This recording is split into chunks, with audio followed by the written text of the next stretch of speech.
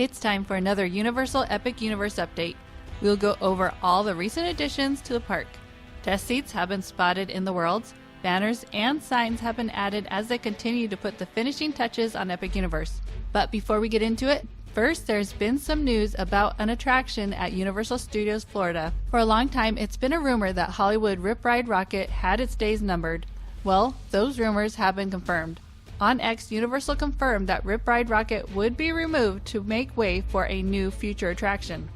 It will close in September 2025, so you'll have plenty of time to enjoy it before it goes away.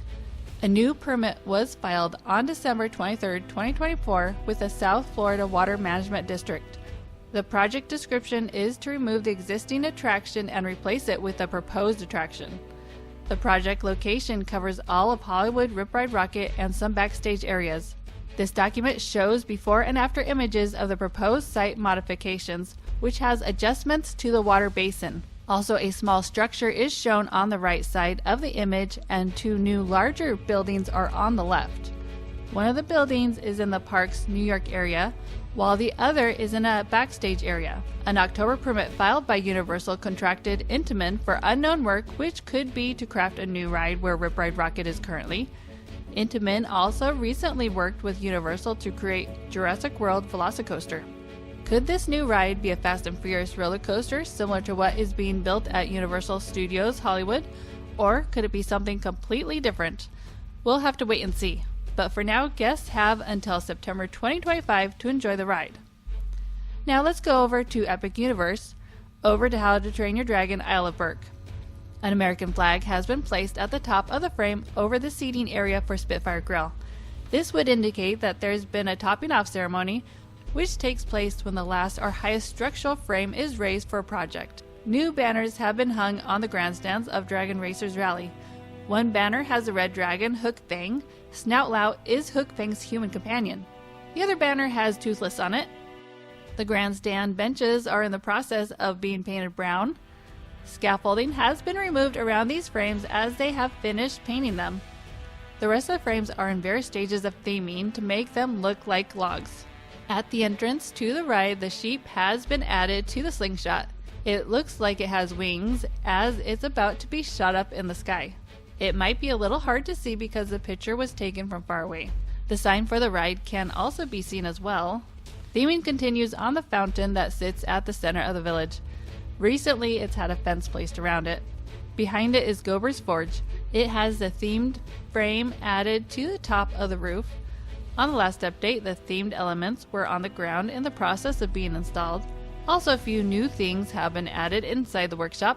Lanterns can now be seen hanging off of the treat shop. More lanterns can be seen here lining the bridge. Themed body dryers have been added just outside the fire drill attraction. These are the same as the dryers found in Toon Lagoon at Islands of Adventure and DreamWorks Land in Universal Studios. The queue for the fire drill attraction looks like it could be just about finished. This themed wall looks finished. This is the entrance into the service area for the boats from the fire drill attraction. Some funny banners have also been added to cover the load station. This one says, "Hit this, look." This one is cute. It says, "Totally toasted, roaringly roasted." Here's how the entrance to fire drill is looking. It has lanterns added with crates and barrels. Also, there is some kind of contraption over here with wheels and a barrel on top. Next to the entrance is this building that was covered in scaffolding, but theming has now been finished. Some light poles are wrapped just outside fire drill. Plus, there's another themed element behind them as it's covered in scaffolding. Here's how theming is coming along for the exit gift shop and the entrance for the ride Hiccup's Wing Gliders. The wood theming still needs to be painted. The pavement around the area looks finished and it's been landscaped. Some posts with lanterns hanging from them also can be seen in the landscape sections. Part of the test seat can be seen under the canopy. This is for guests to see if they fit on the ride. Mead Hall is the main dining location. Scaffolding has come down from around the doorway to reveal a painted doorway. It currently has a temporary door. The concept art shows doors that are open. I think they will be designed to stay open. Maybe these 6 squares around the archway will be where the door will attach. Glass can also be seen at the top of the door. Banners are also a recent addition above the doorway on the mountain. A new theming element has been added where the snow wraith will eventually be. It looks like a rock wall that still needs to be painted. The statue that we saw on the last update has now been painted and it's still not finished. It's possible the statue is not complete. On the base are some rectangular holes that looks like something could fit into it. The exit gift shop for the untrainable dragon has been painted. There's still some unfinished spots over here at the bottom of the structure. Over here is the Viking training camp. The ground has been painted blue and has a half boat sticking out of the ground. Here is a concept art for this section of the playground. Dragon footprints have been added. Some baby dragons can be seen over here. Out of everything left to do in this world, the Viking training camp seems to be the project that has the most to do in order to complete it. Looking at the Isle of Berk, it seems like most of the major projects are finished. It seems like it's just little things here and there that need to be done. Most of the pavement looks done. All the walking paths look pretty much finished. There's only a few places that need concrete, like around the Dragon Racers rally. The majority of the theming seems just about done. And to think, it looked like this just a year ago. A year ago was the first time we saw a ride being tested, which was Dragon Racers Rally. Now let's see how Super Nintendo World is going along. Here's a good view of the other entrance to the 1-Up Factory and the brick-themed archway into this part of the courtyard area that leads to Donkey Kong Country. Lights have been added to the sides of the archway. The bricks around Bowser's Castle are now being colored a darker brown. The entrance to the ride now has a brownish red flooring. A snow tree has been added to the frosted glacier area. There's another tree on the ground ready to be installed as well. A warp pipe is staged on the ground and is still wrapped in plastic. This will be for the 1-Up Factory. Recently, the ground was covered with yellow and green in the courtyard area. The binoculars have also been installed on the upper level. In Donkey Kong Country, the crates have been added at the minigame. Inside is the rhino that will pop out when you hit the correct pattern on the drums. Trees have been added by the wall that separates Donkey Kong Country from Super Mario Land. We can see the minecart Madness sign from a distance. More signs are hanging down from the entrance arch. The stone figures at the entrance to the land are in the process of being painted. The roof for Donkey Kong's treehouse has been completely covered in the Tahitian thatch. Several white posts have been added around the land. These will eventually be painted brown and have lights added to them. At the portal, we can see the Mario medallion on the arch. Plus, the poles have been covered once again with the pipes, and a new decorated element has been added shooting out of the warp pipes. The exterior wall is being painted. The mushroom shades have been added. 2 are next to the Piranha Plant Nap Mishap, and 1 more is over here outside the entrance to the other key challenges. The mushroom shades have been placed in a different location than in Japan's Super Nintendo World. In Japan, they are closer to Bowser's Castle. Gold coins have been added to the top of the slot machine game entrance. Piranha Plant vines have recently been added to the key challenge, with more vines sitting on the ground waiting to be installed. The gazebo has been installed for Princess Peach's meet and greet location. Work is being done on the concrete circle in front of Princess Peach's castle. It will eventually have a mushroom in the center. Inside the portal, we can see that it's been lined with screens. The sign has been added to Toadstool Cafe. Here is a better view of the more recent addition to the archway into Donkey Kong Country. The yellow and green flooring has also been added to the ground over here as well. Super Nintendo World looked like this a year ago. Now let's go over to Wizard World Ministry of Magic. Strings of lights have been added to the tent, the entrance to the show. Small holes can be seen off to the side near the tent. Most likely this will be for the stanchions for the queue. The billboard was recently added. It has the Eiffel Tower with fireworks above and says Paris and Coupe de Quidditch. Plants have been added to the windows on this facade as well. The stairs to nowhere look like they are finished and we can see the statue better now. The Time Turner medallion has been uncovered so we can see it. The top of the Phoenix Arch has been aged on both sides. More will be done to age the rest at a later time. Trees have been planted around the extended queue to the ride bell at the Ministry. This will hide the back of house from guests. We can get a peek inside the queue and see that the stanchions for the queue have been added as well. They've been testing the lights lately in the Wizarding World. Here we can see the Can sign as well as the other signs being lit. Outside the Café Lea de la Serine, a canopy has been added, not yet spread out over the awning. A sign for toilets has been added, which is keeping with the world's theming because France uses the term toilets rather than bathroom. Gates have been added on both sides of the statue. It's covered, but I believe over here could be the test seat for the ride bell at the Ministry. Universal likes to have these outside of attractions so guests can test to see if they fit. We can see more lights on over here as they test more lights. More plants have been added to the windows and balconies on this facade. Flowers have been added to the shops over here as well. Barrels, crates, and plants have been added to the outside of the tent for Le Souk Arcanu. Here's the inside of the courtyard, which is part of the dark wizarding area. The exterior has been aged to look run down. Here's how the Wizarding World looked a year ago.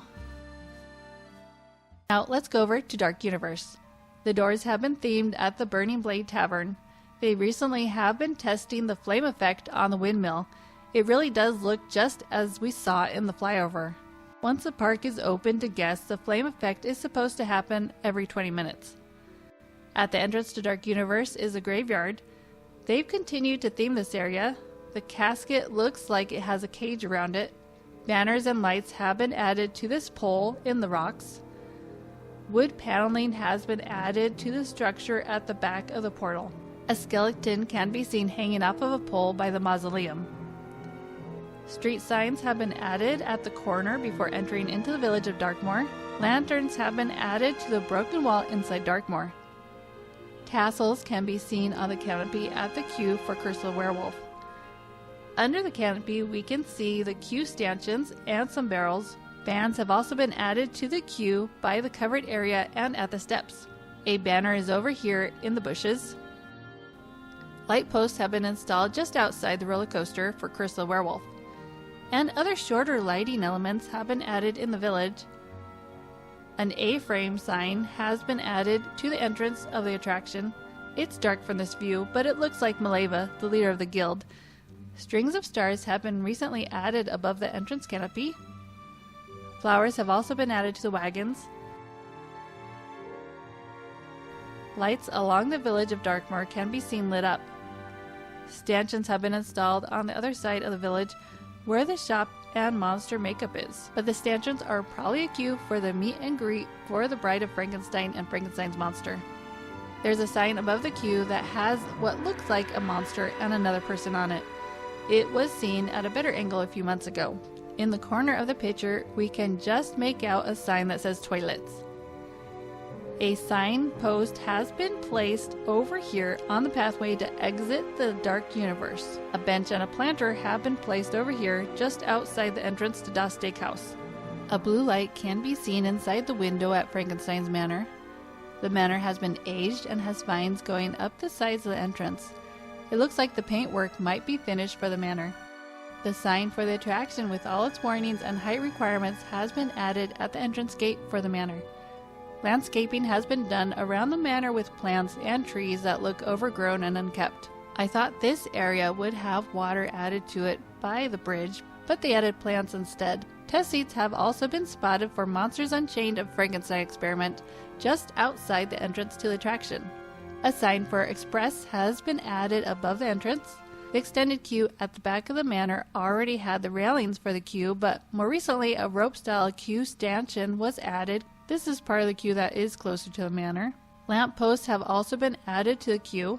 A water fountain has been installed for the outdoor queue area as well. At the portal we can now see clearly the purple orb medallion as it's no longer covered. A few vines have grown over the portal ring. The concrete circle in front of the portal looks like planets in a solar system. The tower on Frankenstein's Manor has damage from a lightning strike at the very top. Dark Universe looks like most of the major work is done. It seems as though at least the outside just needs some finishing touches. Now let's see how Dark Universe looked a year ago.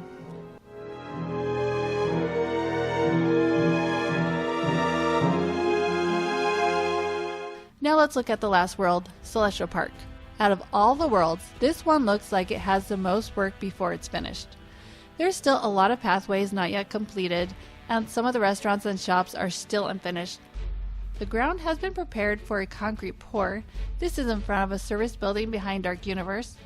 The Atlantic restaurant is covered in scaffolding as they work on the pillars that surround it. An inflated boom has been added to the pool to keep the area with scaffolding dry and separate the fountains. This is the entrance of the Atlantic restaurant. The shorter pillars can be seen on this side. Temporary doors have been added.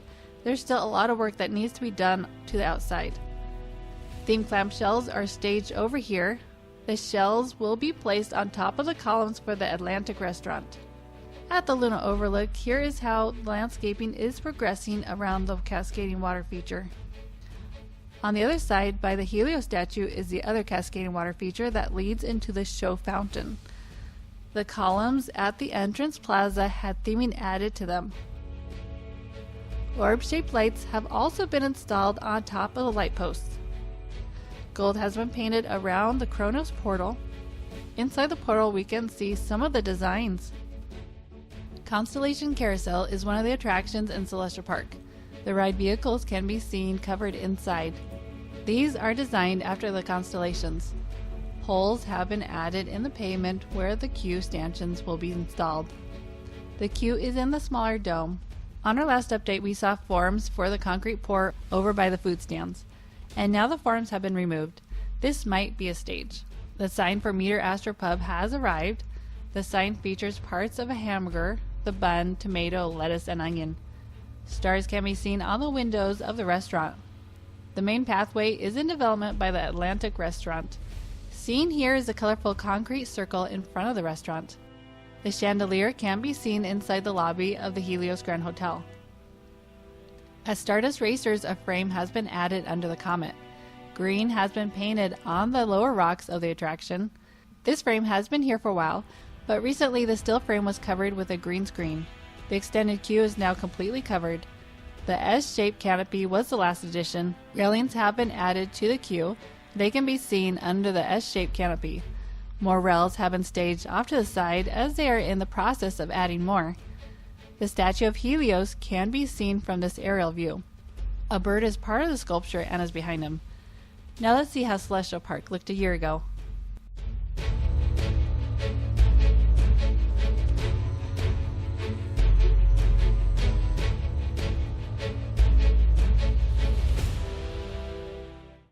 The color-changing marquee for Stella Nova Resort has been installed on the road. Canopies now cover the cabanas at the Helios Grand Hotel pool. Next to the pool we can see the bus stops for the resort. The domes for the Helios Grand Hotel seem to be just about finished. Well, that's it for our latest construction update. Thanks to Via Reconstruct, we can get these epic views into the theme park. Thanks so much for watching, and make sure to subscribe to see more content, and I'll catch you in the next one.